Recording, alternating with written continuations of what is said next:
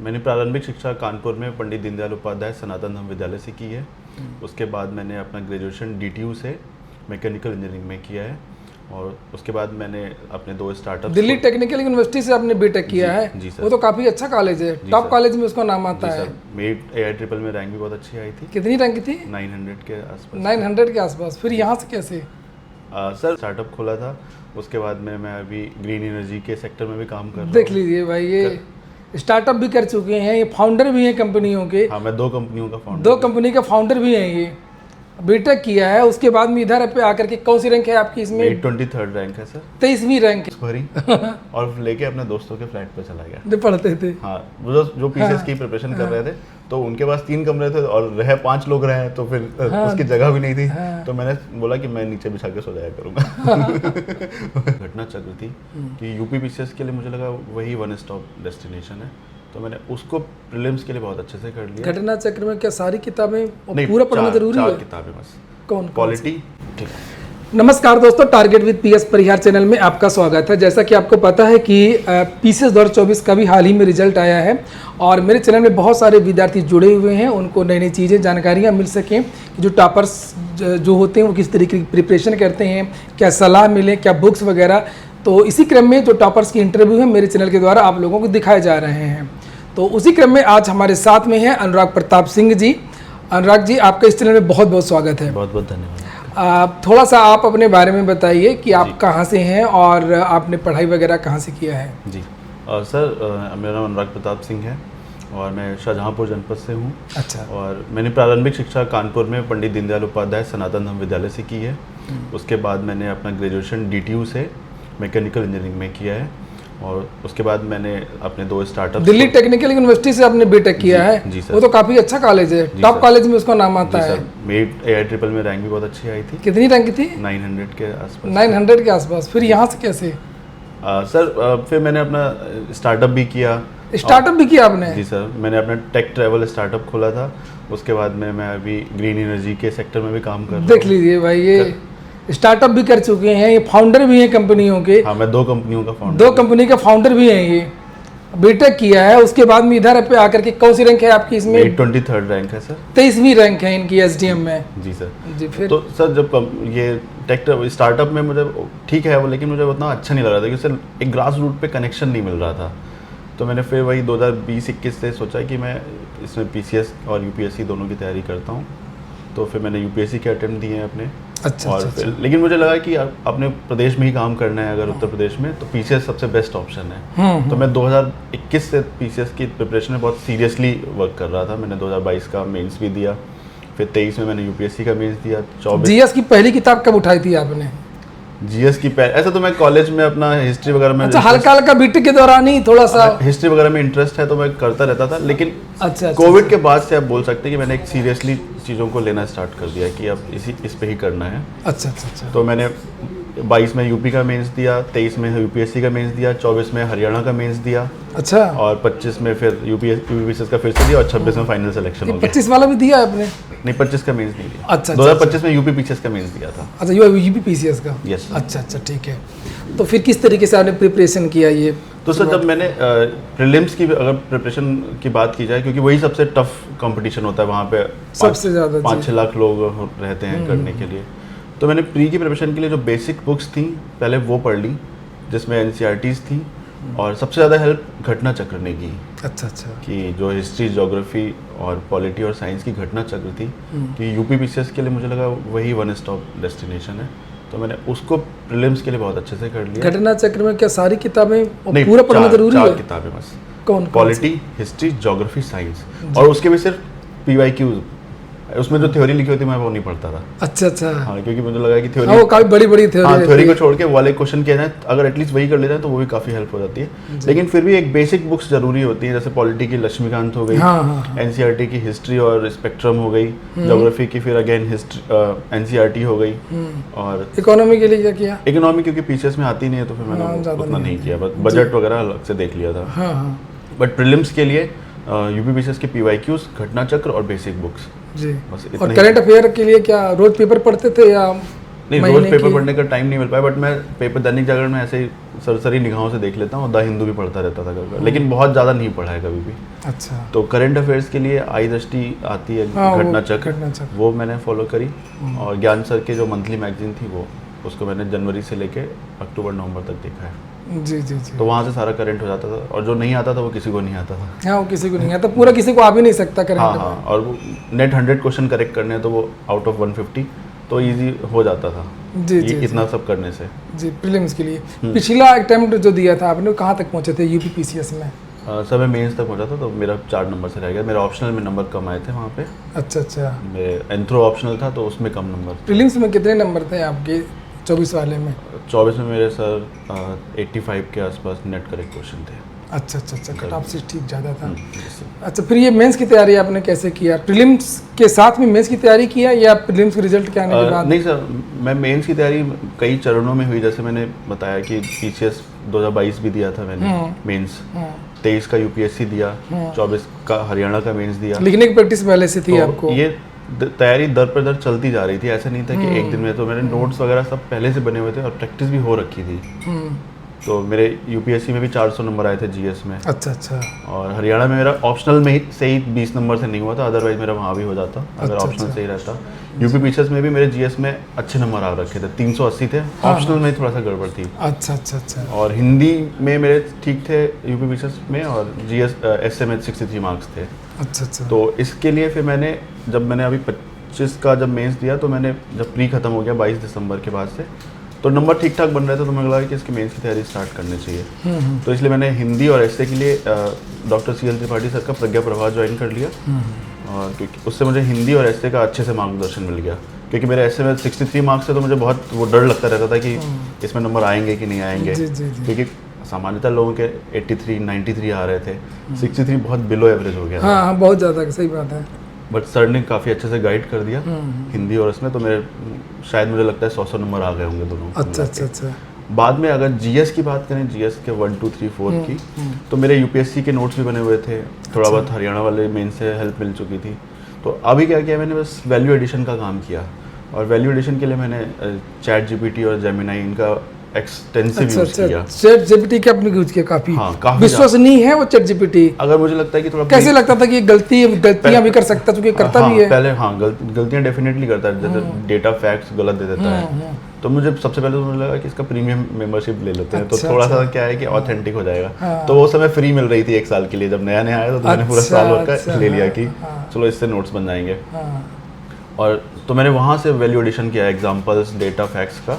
तो मुझे काफ़ी हेल्प मिली है। अच्छा अच्छा। तो मुझे लगा कि अगर टेक का इन्वॉल्वमेंट अगर एजुकेशन मतलब प्रिपरेशन में किया जाए, तो आपको बहुत ज़्यादा एक स्मार्ट स्टडीज हो जाती है वहाँ पे। बिल्कुल बिल्कुल बिल्कुल। अदरवाइज हम लोग क्या करते थे कि गूगल पे जाके सर्च करते थे, तो वो क्रम से नहीं आती हैं चीज़ें। क्रम से नहीं आती, तो एक चीज़ को पढ़ने के लिए 10 आर्टिकल पढ़ने पड़ते थे, तो फिर टाइम खर्च हो जाता था। जी जी। तो इस बार इतना हेल्प हुई इससे कि नोट्स ऑलरेडी प्रिपेयर्ड थे मेरे सारे, और वैल्यू एडिशन के लिए मुझे दर ठोकरे खाने की जरूरत नहीं थी, एक जगह पे सब कुछ मिल गया। तो मैंने फटाक से नोट्स सारे बना लिए, और उन्हीं को मैंने मल्टीपल टाइम रिवाइज किया। अच्छा अच्छा। नोट्स आपने सारे बनाए थे, प्रीलिम्स के भी और मेंस के भी? प्री के नोट्स नहीं बनाए। प्री के नहीं बनाए? प्री के कोई नोट्स, प्री के लिए वही बुक्स को ही रिवाइज किया, वही मेरी सोर्स थी। मेंस के लिए मैंने सबसे पहले पीवाईक्यू के सारे नोट्स बना लिए, जितने 2018 से 23 के जितने भी पीवाईक्यू थे, उनके खुद से ही नोट्स बनाए सारे, अपने हाथों से लिख के। हालांकि चैट जीपीटी का यूज़ किया, बट फिर भी मैं देख देख के लिखता रहता था। अच्छा अच्छा अच्छा। कि मुझे खुद से वाली राइटिंग ज़्यादा याद जल्दी हो जाता है और अच्छा लगता है। जी जी। तो वो वाले नोट्स बना लिए पीवाईक्यू के, और फिर देखा कि कोई टॉपिक छूट तो नहीं गया है कि कहीं पे सिलेबस का पॉइंट, तो फिर नहीं आया था, तो मैंने उसका भी एक 1 पेजर नोट्स बना लिया कि चलो बाई चांस आ गया तो उसका कर लिया जाएगा। तो वो वैसे कर लिया, और जब वो नोट्स सर बन गए तो फिर मैंने उन्हीं को ही रिवाइज किया। अच्छा। उन्हीं को लिखा बस। ये आंसर राइटिंग के लिए कैसे प्रैक्टिस किया, किसको दिखवाया, क्या मूल्यांकन कहाँ करवाते थे, कौन चेक करता था, कैसे पता चलता था क्या कमियाँ क्या नहीं है?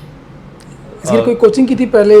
नहीं सर, ओवर द टाइम खुद ही सीख लिया। और इसमें मैंने क्या किया था कि प्री से मेंस के मैंने पीडब्ल्यू का सफलता बैच ज्वाइन कर लिया था। अच्छा अच्छा अच्छा। तो वहाँ पे मैं पेपर लिख देता था, तो वो चेक हो जाते थे वहाँ। ये सफलता बैच उनके लिए होता है कि जो मतलब प्रीलिम्स निकाल लेते हैं मेंस के लिए? हाँ, प्री से मेंस के बीच में जो एक्सटेंसिव प्रोग्राम होता है, तो वो मैंने ज्वाइन कर लिया था। तो वहाँ पे कुछ टेस्ट लिख दिए थे। अच्छा तो उसका लंबा। वो एवेल्यूएशन वगैरह हो गया, तो वहाँ पे एग्जैक्टली लग रहा था कि इतने नंबर आ रहे हैं, तो लगता था कि हो जाएगा। पेपर पहले प्रैक्टिस हो जाती थी एक तो, जी जी जी जी। और नंबर भी मिल जाते थे, तो वैसा हुआ सर। आपने इंजीनियरिंग किया, उसके बाद में स्टार्टअप लगाए, फिर पढ़ाई में आए, कुछ और भी करते थे मनोरंजन के लिए, केवल पढ़ते ही रहते थे जब पढ़ने पे आए? हॉबी वगैरह दिन में क्या करते थे, रूटीन क्या रहता था आपका जब पीसीएस की तैयारी करते थे तब? जब मैं तैयारी करता था तब तो मैं तैयारी ही करता था केवल पढ़ाई पूरे दिन? उस समय तो मुझे लगता था कि सिर्फ पढ़ाई ही करनी जब उब जाते थे पूरे दिन में क्या चाय पीने जाते थे, कहीं घूमने? चाय पीने, मूवी वगैरह कुछ? मूवीज तो मैं नहीं देखी उस, जब पढ़ाई किया तो मैंने सिर्फ पढ़ाई करी उस ड्यूरेशन में। और प्री से मेंस के बीच का जो बहुत इंपॉर्टेंट समय होता है, अच्छा, उसमें एक मिनट भी वेस्ट नहीं करना चाहिए, मुझे लगता है। ये एक बड़ी बात है। कभी कभी बच्चे सोचते हैं कि यार चलो आज थोड़ा सा टहल लेते हैं, फिर कहते हैं हफ्ते में एक दिन टहलेंगे, हफ्ते में 2 दिन हो जाता है, और फिर ये बढ़ता चला जाता है। तो इसके लिए तो सर जैसे मेरा था कि मैं अकेले रह रहा था, अकेले ही रहते थे? तो मेरा क्या है कि मेरा रूम वगैरह था, तो ऐसे अकेले पढ़ाई नहीं हो रही थी, तो मैं अपने दोस्तों के फ्लैट पे शिफ्ट हो गया। ये एक इंटरेस्टिंग बात आपने बताई थी उस दिन भी। ये जरूर गौर से सुनिए सब लोग। हाँ, मैं ये बता रहा था कि मैं वहाँ गया तो वहाँ सब मेरे रूम में क्या है, एसी वेसी सब कुछ लगा हुआ था, घर में सारी सुविधा थी, सारी सुविधाओं को त्याग दिया और अपने दोस्तों के यहाँ गए जो पढ़ते थे। हाँ, तो मेरा जो रूम था उसमें सब कुछ था, एसी लगा है, मेड आ रही है खाना बनाने, सब कुछ मिल रहा है, लेकिन मेरी पढ़ाई नहीं हो रही वहाँ पे। तो सुविधा के बाद मैंने बहुत ट्राई एंड टेस्ट कर लिया कि क्यों नहीं हो रही है। फिर मैंने 4 कपड़े लिए, और उसके बाद में मैंने क्या किया, एक बैग में सारी बुक्स भरी और लेके अपने दोस्तों के फ्लैट पे चला गया जो पढ़ते थे। हाँ, जो पीसीएस की प्रिपरेशन कर रहे थे, तो उनके पास 3 कमरे थे और 5 लोग रहे, तो फिर उसकी जगह भी नहीं थी, तो मैंने बोला कि मैं नीचे बिछा के सो जाया करूंगा। बट मैं रेंट ऐसे ही होता नहीं, ऐसे ही होता है दिल्ली में, ऐसा ही है। मैंने बोला एक लोग नीचे बिछा लेगा आराम से, किसी को रेंट वेंट नहीं दूंगा, खाने का दे दूंगा खाने का। तो उन्होंने कहा ठीक है, सब पढ़ते रहेंगे साथ में। हाँ। सब पीसीएस का ही मेंस दे रहे थे, तो एक पूरा इकोसिस्टम बन गया। हाँ। तो फिर मैंने वहाँ पे जनवरी से वहाँ पे तैयारी चालू करी है, और जून तक लगातार पढ़ता रहा हम लोग, क्योंकि 4-5 लोगों का ग्रुप्स था, सब अपना अपना पढ़ते थे, कोई ऐसे इन्वॉल्व नहीं होता था, लेकिन मोटिवेशन रहता था कि वो पढ़ रहा है, अभी भी पढ़ रहा है, वो इतना अच्छा लिख रहा है, वो कोई टेस्ट लिखने जा रहा है, कोई अच्छे नोट्स बना रहा है तो कुछ बता दे रहा है, एग्जांपल कोई बुक लेके आ रहा है, और कुछ शाम को एक वोकली रिवीजन कर लिया कि ये बताओ वो बताओ, इसके डेटा फैक्ट्स बताओ, तो उससे बहुत हेल्प मिल रही थी। और फिर मुझे एक मोटिवेशन भी आ रहा था कि वहाँ इतनी गर्मी लगती थी, मई जून के महीने में वहाँ पे बहुत गर्मी है, वहाँ पे एसी वेसी नहीं था, तो मैं तो ऐसे बैठा रहता, तो पसीने मेरे निकलते रहते थे पूरे टाइम। अच्छा। तो बट मैंने कहा कि करना है यहाँ पे, और तो मैं सुबह 7 बजे के अराउंड उठ जाता था, और उसके बाद से लेकर रात में 3 बजे सोने जाता था, 2 या 3 बजे के आसपास। कितने टाइम? 2 या 3 बजे के आसपास। कितने बजे से शुरू करते थे पढ़ाई? 7-8 बजे से सुबह। सुबह 7 से हाँ, और 2 बजे के आसपास, रात के 2 बजे तक मैं पढ़ता रहता था। कितने घंटे हो गए भाई? नहीं, उसके बीच में खाना पीना खा के तुरंत चाय पानी ये सब होता रहता, लेकिन वो प्री से मेंस के बीच में बहुत इंटेंसिव टाइम था, केवल 2.5-3 महीने का समय रहता है। हाँ, तो उसमें तो अपनी जितना भी आप ज्यादा सर्वस्व दे सकते हो, बिल्कुल बिल्कुल। आपके मतलब आपके पास में जो है, आप सब कुछ दे, जी जान लगा दो। आपने जैसे बोला ना कि जान लगा दो या जान लगा दो, सही तो वो एटीट्यूड रहना भी चाहिए, तभी मतलब जीत हासिल होती है। ये देखिए, तो ये चीजें हैं, जैसे बच्चे कहते हैं नहीं कि भाई मैंने अभी कहा कि मनोरंजन टहलना घूमना नहीं, अच्छे लोगों का साथ पकड़िए, जो एक जिनका एक साझा उद्देश्य हो, कॉमन, उन्हीं लोगों के साथ, पर्पस जिनके साथ है उनके साथ। और मैं ये नहीं कह रहा कि मतलब कि पूरे समय ही रहना है, एक जो पर्टिकुलर जो बहुत इंपॉर्टेंट टाइम है प्री से मेंस के बीच का, वो बहुत इंपॉर्टेंट है, उसमें टाइम वेस्ट नहीं करना चाहिए। जी। अब अच्छा, आपका तो ठीक है, पहले से एक्सपीरियंस था मेंस का, लेकिन जो नए बच्चे हैं प्रीलिम्स की तैयारी शुरू कर दिया, मेंस की कब करें तैयारी, कब से शुरू करें? मेंस की तैयारी सर ऐसा है कि या तो आप पहले से करके रखिए, जैसे मान लो 6 दिसंबर को अभी प्री आने वाला है, तो मुझे लगता है कि जो बिल्कुल ही नए बच्चे हैं, तो अगस्त सितंबर से तो सिर्फ प्री की तैयारी करनी चाहिए उनको। सितंबर, अक्टूबर, नवंबर, दिसंबर 4 महीने बहुत, क्योंकि प्री तो काफी टफ होता है यूपीपीसीएस का, टफ होता है, बहुत से लोगों का अच्छे लोगों का नहीं होता है, तो 4 महीने डेडिकेटेडली इसको देना चाहिए। उसके पहले के जैसे अभी अप्रैल चल रहा है, तो अप्रैल, मई, जून, जुलाई, अगस्त तक का जो भी टाइम है, उसमें जीएस के एक सब्जेक्ट को उठा के खत्म कर देना चाहिए। मुझे तो उस समय प्रॉब्लम भी हुई कि मुझे लगा कि यार ये नोट्स अच्छे नहीं है और समय कम है, बट इसलिए मैं जो स्टडी आवर्स थे बहुत ज़्यादा देने पड़ गए। जी। अगर मेरे बहुत अच्छे से सब कुछ वैल्यू एडिशन वगैरह नोट्स वगैरह होते, तो मैं उतना, क्योंकि मैं सब उस टाइम पे मैं अपने हाथों से नोट्स भी लिख रहा था, इसलिए समय ज़्यादा लग गया। अच्छा। पढ़ने का जो अब मैं बता रहा हूँ कि 2 बजे सो के 7 बजे उठ रहा हूँ, वो इसलिए ज़्यादा लग गया। अदरवाइज मैं सोचता रहता था अगर ये तैयारी पहले से होती तो हाँ, पहले तो ये गलती नहीं करनी चाहिए बिल्कुल। जैसे अभी जो लोग भी सुन रहे हैं ना और जिनको मेंस देना, ये प्री देना है, तो अभी बिल्कुल परफेक्ट टाइम है मेंस करने का। तो ये भी देखिए ध्यान देने, प्री लेकर निकल भी जाएगा हाँ, तो फिर आप मेंस में इतनी जल्दी नहीं कर पाएंगे। नहीं कर पाएंगे। हाँ, इसलिए पहले से मेंस के लिए कुछ ना कुछ तैयारी होनी और चाहिए। बहुत पछतावा होता है कि यार आपने क्यों नहीं किया, मतलब ये सही बात कैसे है। नहीं किया, मतलब जी, कर जी। लेना चाहिए था। जी जी जी जी। तो जैसे मेरे जो बाकी के दोस्त पढ़ाई कर रहे थे तो उनके नोट्स वगैरह नहीं थे, तो वही बहुत पछता रहे थे कि यार, क्योंकि प्री से मेंस के बीच में तो आपको आंसर राइटिंग और रिवीजन करना है बस। बिल्कुल बिल्कुल बिल्कुल। आपको वहाँ नोट्स बनाने बैठ जाओगे तो फिर समय नहीं मिल पाएगा। जी जी तो जी। इसीलिए जो मेरा फर्स्ट यूपीपीसीएस का मेंस था, तो मैं बिल्कुल पहली प्री के बाद ही जस्ट नोट्स बनाने बैठ रहा हूँ या मेंस का पढ़ने बैठ रहा हूँ, तो इसलिए समय लग गया वहाँ पे। आपका ये यूपीपीसीएस का कौन सा चांस? ये मेरा थर्ड था। ये थर्ड अटेम्प्ट में आपने एक निकाला बार 23 में मेरा प्री नहीं हुआ था और 24 का ये था।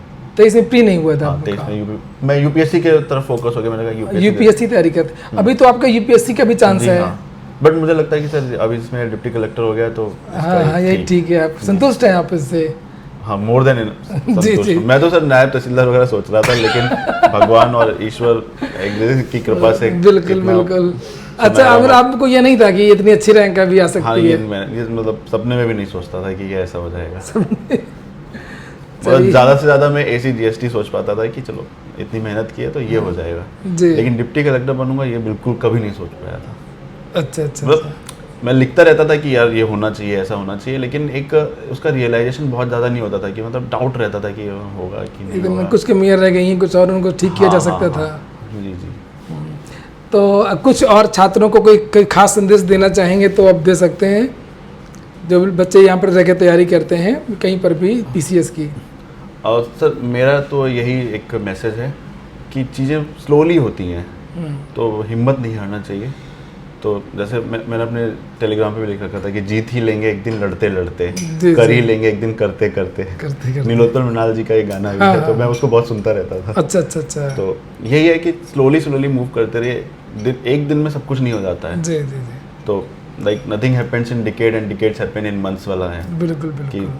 कुछ चीज़ें तुरंत हो जाती है, लेकिन उसके बिल्डअप करने के लिए आपको पेशेंस, फेथ और बिलीव रखना चाहिए अपने ऊपर कि आप कर ले जाओगे एक दिन। जी जी जी ये बहुत अपने ऊपर विश्वास कभी खोना नहीं चाहिए। जी जी। मतलब चाहे पूरी दुनिया आपके ऊपर विश्वास नहीं कर रही हो, लेकिन आप इकलौते होना चाहिए कि जो आप अपने ऊपर भरोसा कर रहे हो कि आप कर ही लोगे। जी आपको पूरी दुनिया से कोई मतलब नहीं है। लोग आप, क्योंकि सोसाइटी एक मॉन्स्टर का काम करती है कभी बार, वो आपको बहुत डाउट करेगी आपके हाँ, ऊपर कि कि कुछ नहीं हो पाएगा, अभी तक नहीं किया। अभी तक नहीं किया, नहीं हो पाएगा, अब कैसे हो पाएगा।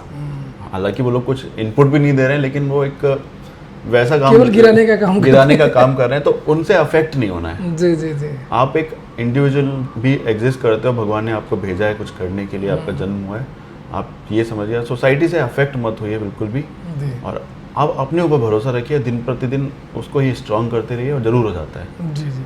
ठीक है, बहुत बहुत धन्यवाद। Thank you sir.